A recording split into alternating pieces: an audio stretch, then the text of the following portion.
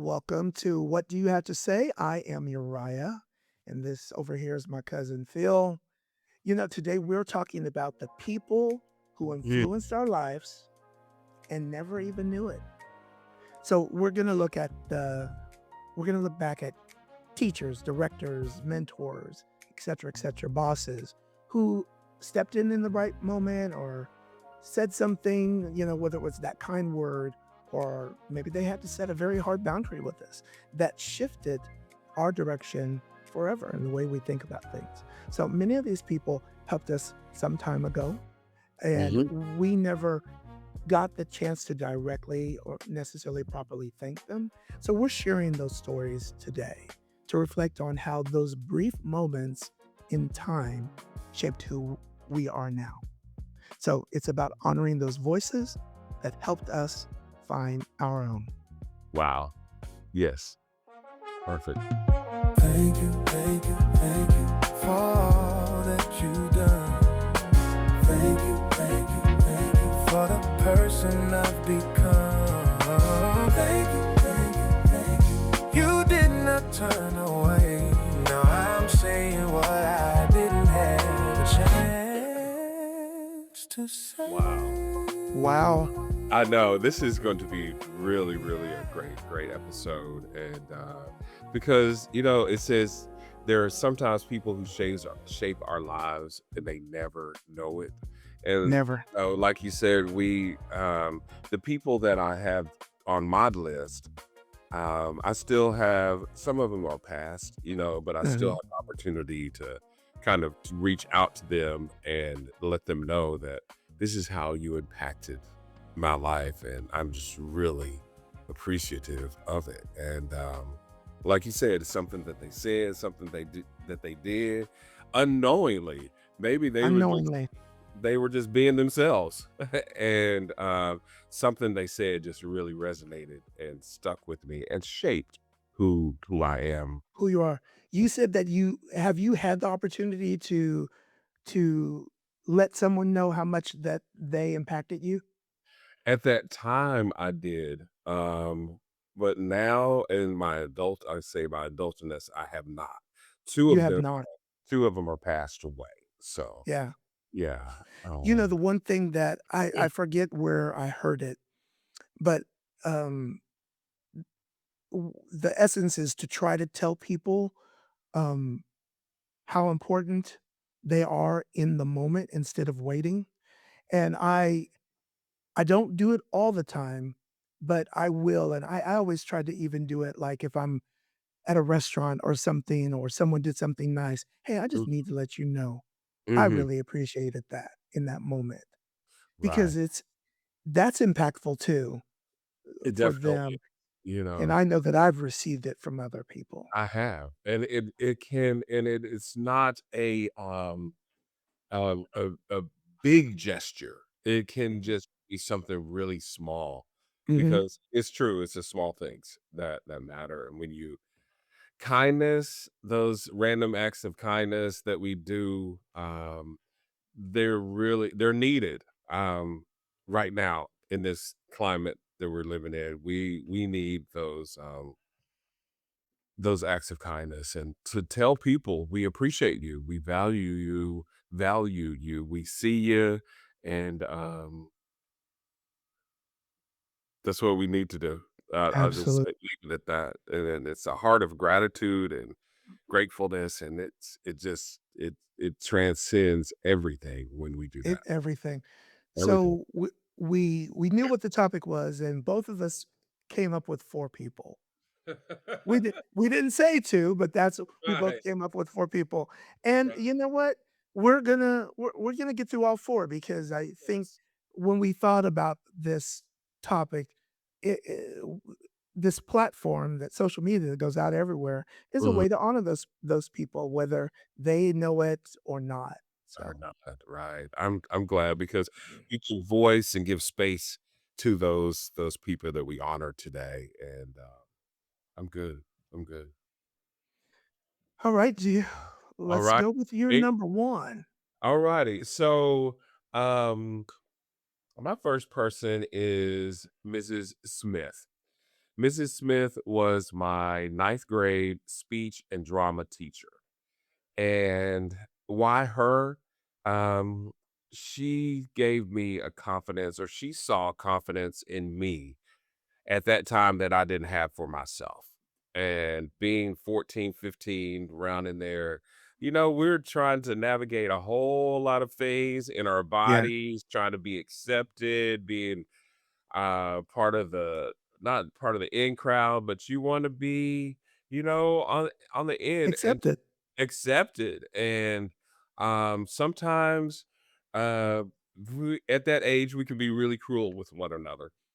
Yes. It sometimes intentionally or not, but Mrs. Smith, she saw something in me, and she just encouraged me to trust my voice, trust what I was doing. That because of her, I was put in some plays at the school. We did two productions that year, and I had lead roles, and I was really nervous a lot of the time.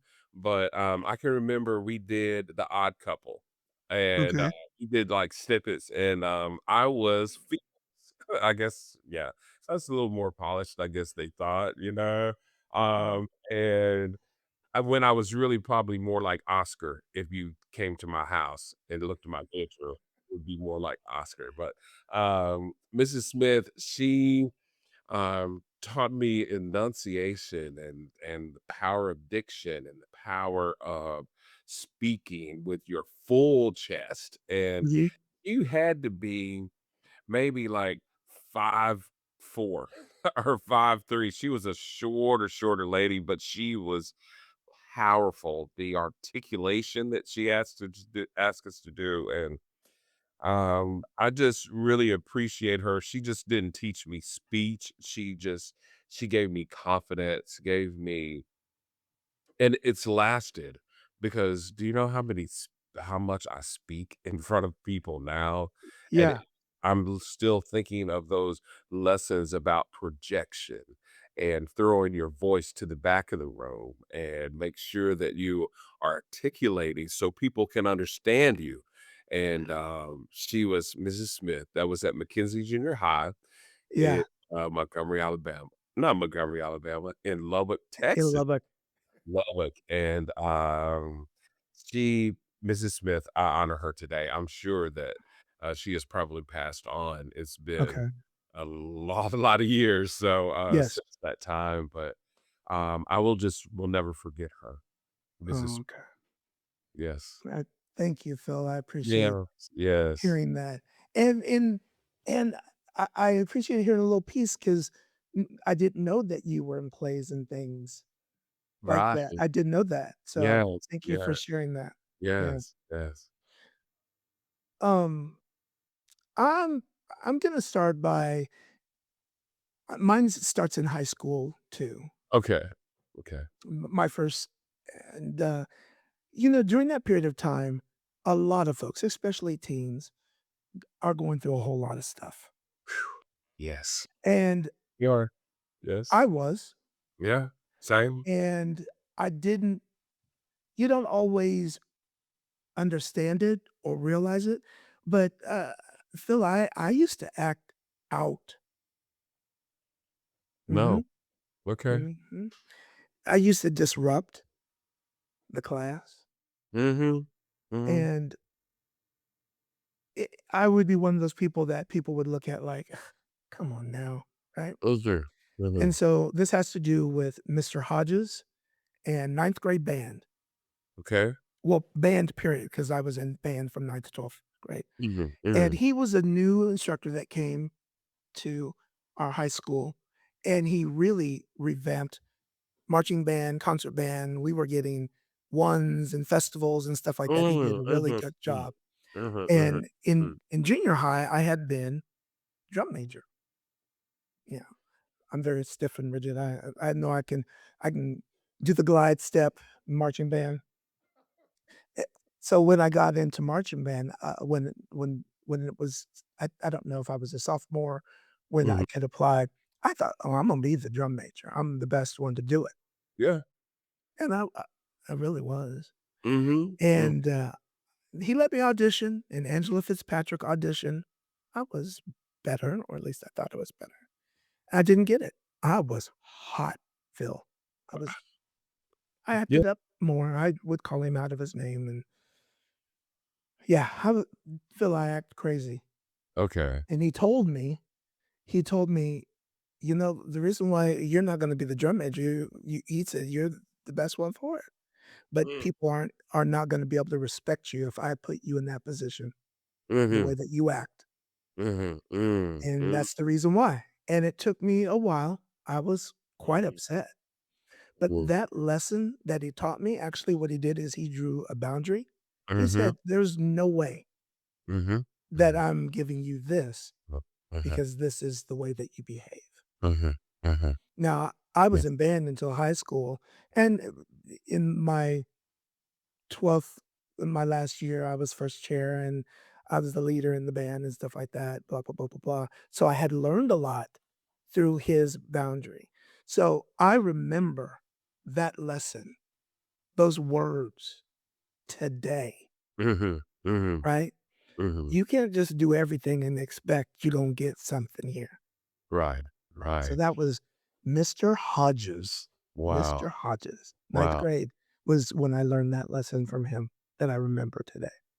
Thank you. Thank you for sharing that, man. And what my takeaway from that is when you said he said people will not respect you because of your behavior. And that just speaks volumes of Mhm. how much he saw what you needed and how to really intimate that to you, explicitly say, I mean, Mhm. in the long run, nobody's gonna respect you think that whatever that you had thought that you were going to accomplish by Yes. that behavior, he was like, nobody's gonna respect you. And I can't, in good consciousness, put Mhm. you in a position and you're running running over people Yeah. with words, Yep. and, yeah, that's a great lesson, and that no one will respect you, and that's the truth. That's a life It's the lesson truth, Phil. now. People will not respect you. Yeah, we have plenty of examples where that doesn't work out, but what a great man to sow, even though he said, "Yeah, you're the run. You're the right one for this," but no. Mm-mm. Oh, Great and lesson. yes, yes, and I don't know how that would take me a while to, to process that because I would still be in my however 15-year-old mind, like, Mhm. uh-huh, mm, me, And I yeah, was for a minute, Phil, I was. yes, And yeah, I was and, as we often do, I redirected my anger towards Angela. It's not her fault. It wasn't her fault. I was the one who acted a fool. right, Yeah. right, right, But I'm happy for that mm, lesson. Obviously, that sticks with me today, so wow, and, it's just while you were talking, I was like, how many lives teachers have changed, um, a lot. without ever knowing it? Just just being how many lives? And I ask myself that too. Am I pray every morning, it's like, Lord, please do not let me hurt any of my students. Mm, If either with mm. words or actions, just let me not hurt any of them. And I live by that because those lessons, they're getting lessons for me I'm teaching them every day. I'm modeling something for them, You're like modeling something.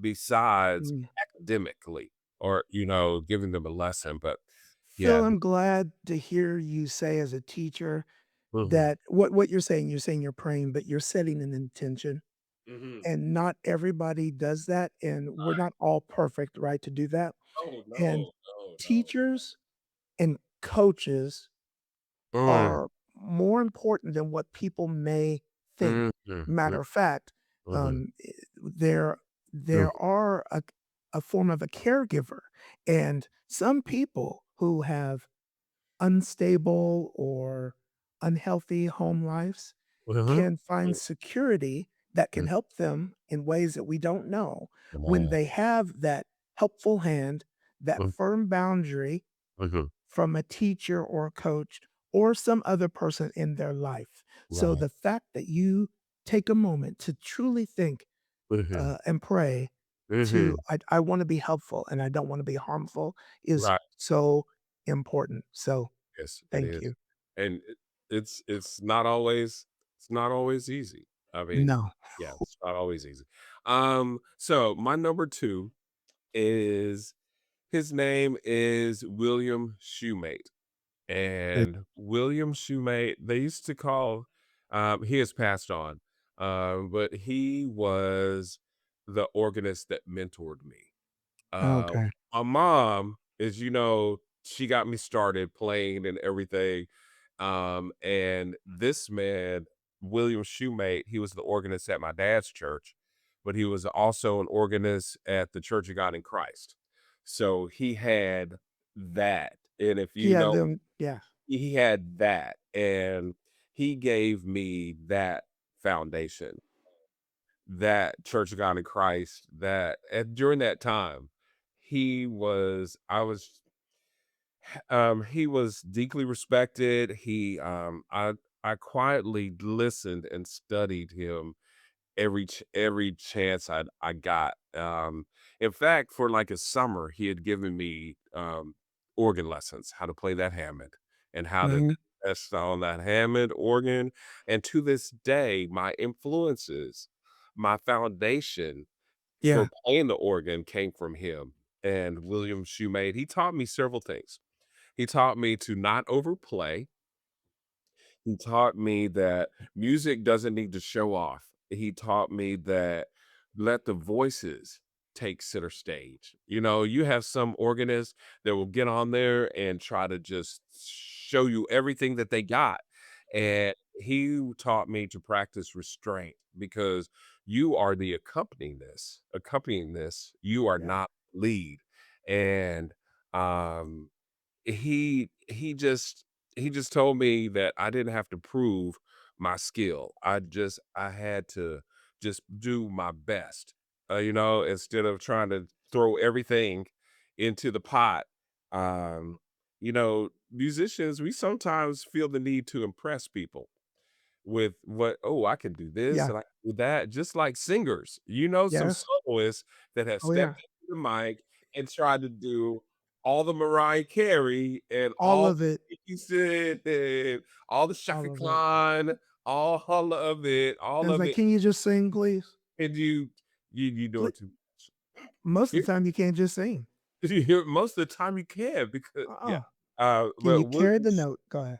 William Shoemate, his lasting impact was that just be confident in who you are and use your skill to practice every day to just get better for your own self, not to impress people, but he had that spiritual component on it that you are a minstrel for church. You are a Mhm. psalmist, you are Mhm. a vital part of the service. Mhm. And William Shoemate, I will just never forget growing up and listening to that man play a shouting music. Of course, it was Church of God in Christ that shouted music. I was like, Yeah. "Please show me how to do it." He said, "You have to feel that. It's not programmed.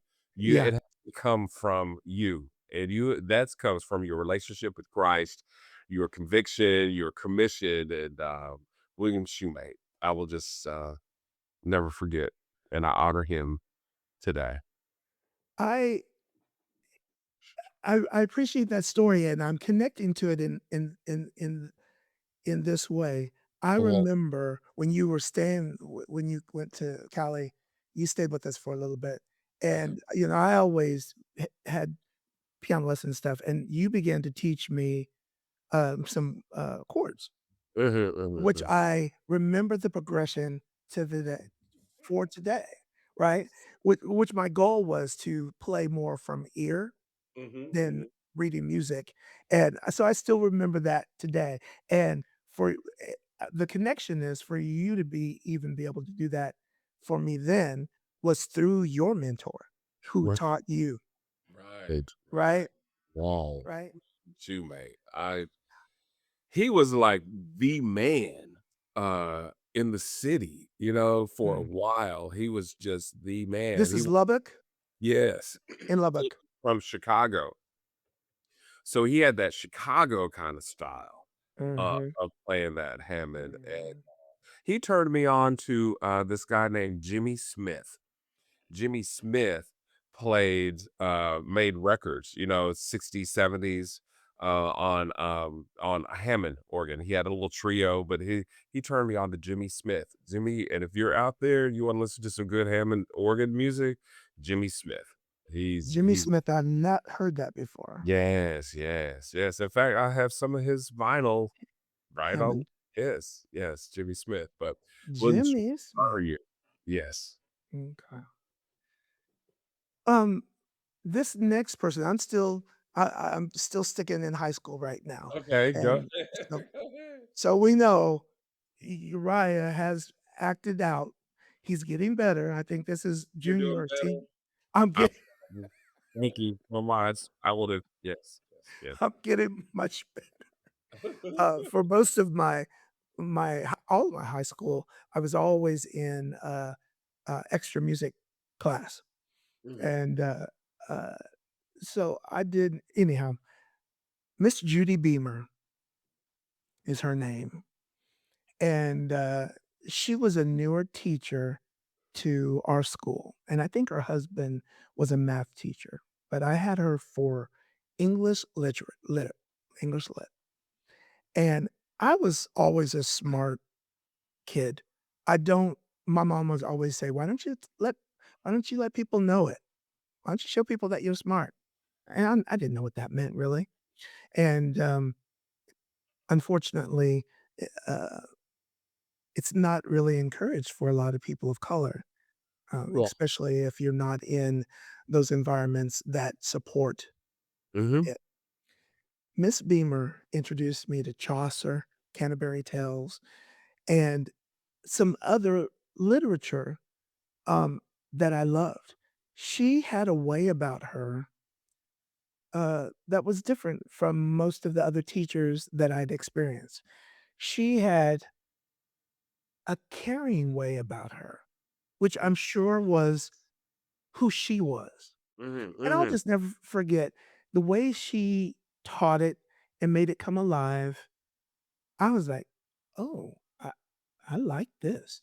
I'm following you, right?" mhm, mhm, mhm. And we had Yeah, to do a report, and I don't know if it was on the Canterbury Tales or what it was, um, but on my paper, I don't know if I got an A or B, and I don't think that's the point, but mhm, the note that she gave me about the paper that I wrote with a little smile on it changed me because mhm, I'd never had a teacher to mhm. acknowledge me, Yeah, uh, intelligence, right? hold on, And I uh-huh. think because I don't think I ever allowed it to show like my mom said.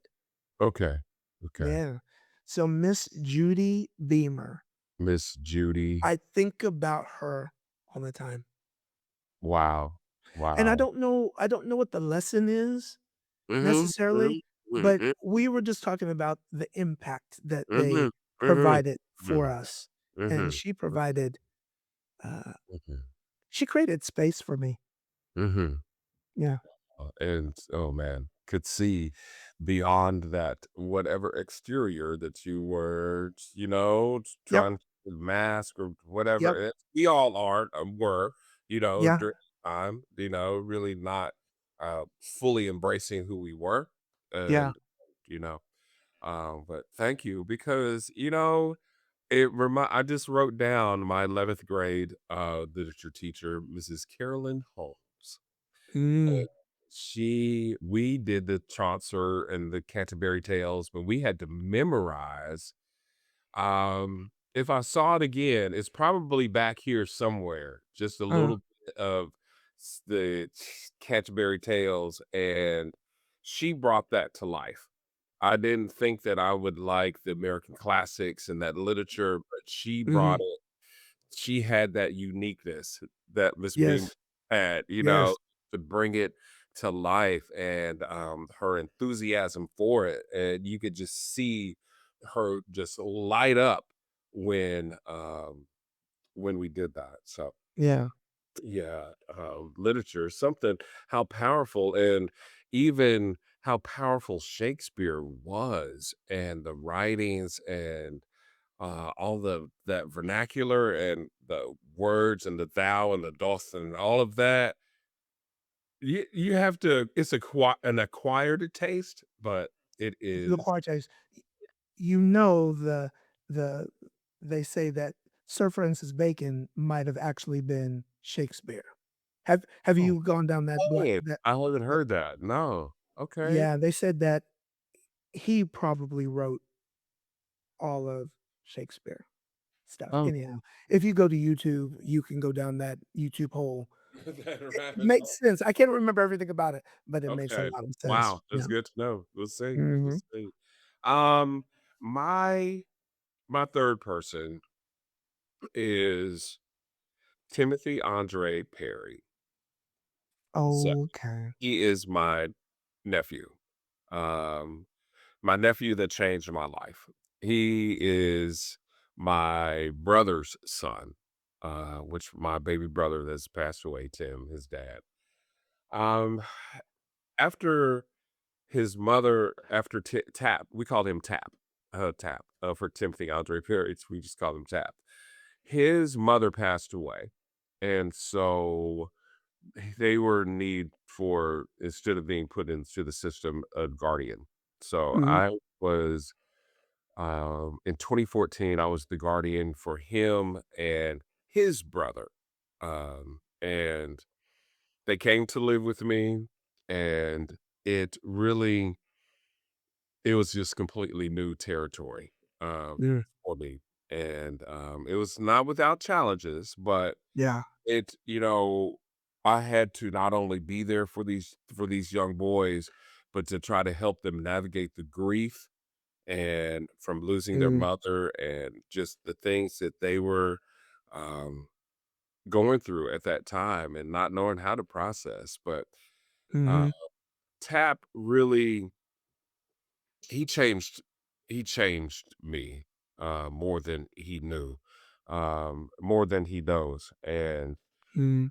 being responsible for him and just the care that he needs. And along the way, I found out that there were a lot of academic gaps in his learning and Mm. where he needed more support in a lot of things. What is it called? Comprehension, reading comprehension, fluency, and everything. And it was because of me spending time with him and trying to help him navigate through those spaces Yeah. that I found out that I'm going to go back to school, get my master's degree, and become an educator and help those boys or help those students that are in the same shape or same where he was academically. Yeah. And it, I had him for a year and a half, and Okay. um, I started school he left in May, and I started school in August. And I really just attribute me being an educator because of him. And I don't we have since lost contact with one another, but I still he is the why that I became an educator in this late in life that he probably doesn't even know that I'm a teacher now. Mm. He helped shape that, and hopefully, I will be able to tell him one day about how he just impacted me to become an educator today. Mm. I appreciate hearing, a story that I have not heard, Mhm. and and it's an example of how oftentimes, depending on how we see it, good things can come out of difficult Oh, situations. And that was a difficult it was experience for yes. your nephews, for Oh, sure. Lord. And it was it wasn't easy for you Mm, to take on that responsibility when you hadn't had it eh, before. And because of you, mm, you were pivotal in helping him understand some things that he needed. And then out of all of that, that mm. you got that spark to go, "I think I'm gonna do this." I am. I am. Yeah, And I it was just a lot. I mean, those experiences and that experiences and I just have one story that I want to share with him. So during that time, I had written, an award-winning song, and it was, Begin, called Begin, and I had won this competition that sent me to Disney World, mhm, and, so, of course, it was me and him and I took him on his first plane ride, and I can remember to this day just getting on the plane with him and, the nervousness there, but when we yeah, got to Disney World, I mean, they rolled out the red carpet for us, and I had the limousine driver standing at the airport with my name tag and all this on there, and I was really just grateful to be able to have share that with him, and, yeah, Disney World was it was the best, yeah, but, because of that time, that time was ordained that we were going to be together, yeah. and so, I'm just thankful for that. Timothy Andre Perry, Well, my hope is that, you will have I hope a so too. chance to have a conversation with him again. Yes, wow, That's my that's wish. good. Um, there's a theme to some of the things that I'm talking about. Okay. The theme is me not having things together. I think I went from sort of acting out a bit to just, well, I'm still acting out, right? But in different ways. So I'm we're moving from high school. Now this is my first time in college, Okay. away from home at University of Kansas. And that was so much fun. It was the first time I was around so many different people from all over the world, right? And, my whole reason of wanting to go to, University of Kansas was because of the jazz choir, and I they had performed at a state convention, and I saw them, and I go, That's where I wanna be, Mhm, that mhm. sound." So, Dr. Ron McCurdy. Dr. Ron McCurdy. Dr. Ron McCurdy, uh I don't know how long he had been at University of Kansas, but he was building the jazz program, and he brought a lot of light and a lot of people. That's how I got to meet Sarah Vaughan, and he brought Wynton and all those people into Kansas. Anyhow, he is a person who has taught me a lesson that I good times, who I I remember and try to tell other people. So I get in this jazz choir, and it's awesome. Uh-huh. We were doing a a chart, and it was difficult. W w Hearing them jazz notes and them chords, there's so much dissonance, and them and you have to hear your part, and we weren't getting it. Tenors, we were not getting our part, and he got hot. It was I think of it was twice a week, it's Tuesday. He said, "Listen, if you don't have your part by Thursday, I will have someone to take your place by next Tuesday." And Philip, I ain't never had anybody talk to me like that, you know. I've always been in choir and stuff, and I've always been he was like, "Uh-uh, you have it." And he said, because there are people who can sing just as good as you, and there are people who can sing better than you, and I will have them in here. I'm not that fit. I just, I was floored, Philip. I'm sorry. What? What? He he was like, and I said what I said. And Philip, w- oh, this is a black man too. He was not playing, and we, the two of us, we got our parts together. You know, when we came back on Thursday, we could sing the part, right?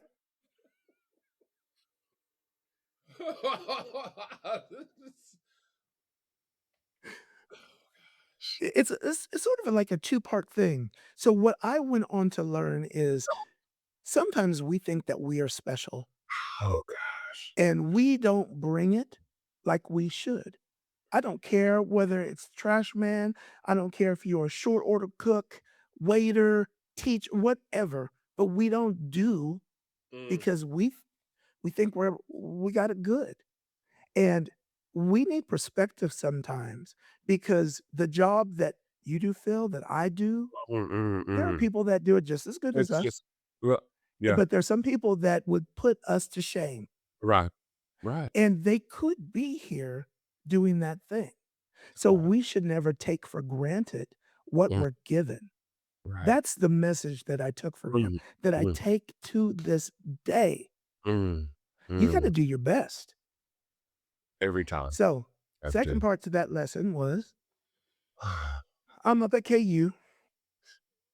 I'm enjoying myself. I go to KU on a music scholarship. Philip, I barely even go to my voice lessons that I needed to keep my scholarship. I'm having fun and I'm partying. I'm not going to my classes, but I'm going to all my music classes. Well, grades come around. What? Uh, Uriah he's not doing good at all. Matter of fact, he's on probation. Dr. McCurdy, in that next semester, we're planning a trip to go to France. Choir's going to sing in France. And, and I'm like, oh, Dr. McCurdy, I promise. He's like, nope, you're not going to France. You're going to Paris. Because I can't trust you're going to get your grades up and do what you were supposed to do. Done. Done deal. It was over. It was over. That changed the course of my life. mhm, Shortly after that, mhm, um, I ended up leaving school. mhm, I ended up doing some music stuff in Kansas City and around, but then I ended up moving to Los Angeles to pursue music. mhm, mhm. But I learned a lesson, Phil. Hmm. Dr. Ronald McCurdy. McCurdy. Mhm. He played jazz trumpet. Thank you for that. And I didn't mean to laugh, but No, that's you could laugh. funny because I know the kind of look, and you said he was a black man, Yep. and he probably was like this close, like I'm, look, He was not playing, Philip. I'm gonna get somebody. Just don't come up in here without your stuff. Just that's Don't all. do it. Just And he kept his word. And you know, those it happened to be 2 teachers now, music teachers, that said, "Here's a boundary. You can't do this because of your behavior." 2. mhm, mhm, mhm. It takes a while to learn a lesson, Phil. It does. Oh gosh, it does. I think I'm still learning a lesson, Phil. Don't come up in here. Yeah.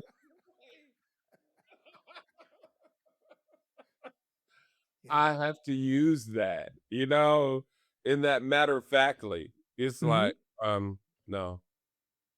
And so anyway, 'Cause it's the truth. It is the If you truth, but got something, I was interfering in something that was important to him. right. He said, "No, you're not." Right, right, right. Yes, yes, and we need that reality check. We We do. need to be checked, and Mhm. yeah, and the question is, or will we accept that? Or will we see it as, and try to flip it on him, and Yeah, he don't know me, says, but he does. absolutely. But he does. And you're Mhm. not the first one he has dealt with. Wow. Nope, Very good. Very nope. good. Yeah. My last person is his name is Hindz, and he is called Hindsight. He is a YouTube creator. And he helped rekindle my voice. And if you didn't know, maybe about 10 years ago, I started Tuesday's Motivation with Phil. I started recording them on I had a Dell laptop. I didn't know anything about a camera. I didn't have an iPhone, or I didn't have, I didn't know anything about that, but I knew that I had a short message, to share with people. Mhm. And I started Tuesday's Motivation with Phil, coming out every Tuesday, a little motivation of something. And I stopped. I did it for maybe a year or so, but I really wasn't progressing. I didn't know how to access more information to make it better, to Mhm. recording of, and so I stopped. And during this time, I knew I still had that calling. But To during do that. COVID, you know, I turned on YouTube and Heinz was there. And Heinz he's from Canada, but he is a person that his calmness, his thoughtfulness, and his create content creation, I just was drawn to him. He was speaking exactly what we needed at that time during the COVID Mhm. time, and he just I mean, just blew up. And if you're out there and you want to really listen to a content creator, Heinz, I just Well, suggest is it HI? Hindsight,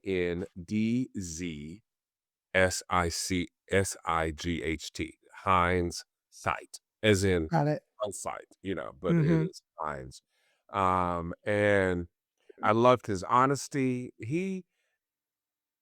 When I started at 22, I got back on my Tuesdays Motivation with Phil because of him. And that was in 22 when I launched again. And 4 years later, still striving to make, Yeah, an impact on people's lives that help uplift them, that help encourage, motivate, and inspire, that, give them that reality check, that boost that they may need to navigate whatever that they're going through. But it is because of, Heinz and, his self-awareness. He was just too cool. When you pull him up, I mean, he has podcast, he has the whole thing, social media platform, yeah. but he is incredible, and you can just listen to him 5 minutes, and I guarantee you, your whole disposition will change. Will shift. Yes, and, Isn't that the way it is when we get inspired by some of those people? Is just they just have it feels like they just have the right thing to say for us at that time, at that time at and that that time. means everything. And Yeah. and that has happened to me, even the content that I create, and I have Mhm. had people say, "I needed this today. Yeah. You were speaking to me today." And, that impact, be it big, be it small, it is still an impact on Yeah. people. And, Yeah. it is from Heinz is hindsight. Well, what you just said, be it big or be it small, it's still an impact on people. And that is exactly what we have been talking about all day. All these people that we've talked about Mhm. have some of the things they helped us with, they weren't grand. Right, I right, mean, in the scheme of things, they weren't grand, but for us, it right, was super impactful and right, memorable. Yeah. right, right. Okay.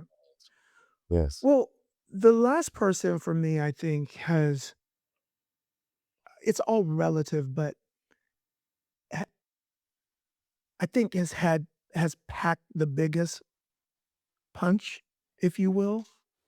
Um, when I when I went back to when I went back to school in my master's program, uh, you have all these classes, and one of them was multicultural counseling. Okay. The professor's name is J.D. Fuller. I don't think that they would mind. They're a black lesbian professor Mhm, mhm. and very powerful in their conviction in the way that they speak, especially around multicultural um, events and experiences. So, most of my life, a lot of people might have thought that uh, Uriah will tell you, he will say, let you know, but not really. I don't think I ever could ever really speak what I felt. And if I did tell somebody off, it was coming out from anger or something like that. So in this class, um, I don't know, maybe 15 of us in the room, maybe 20. And I Mhm. don't know if it's a Socratic circle or whatever they call it. We're all in circles.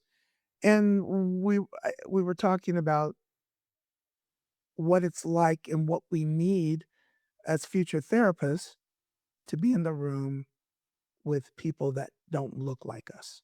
Mhm, And mhm. so Yeah, in mhm. this circle, there's this learning modality where um, when you're working with privilege, you put the people who generally have privilege on the outside and they don't get to speak.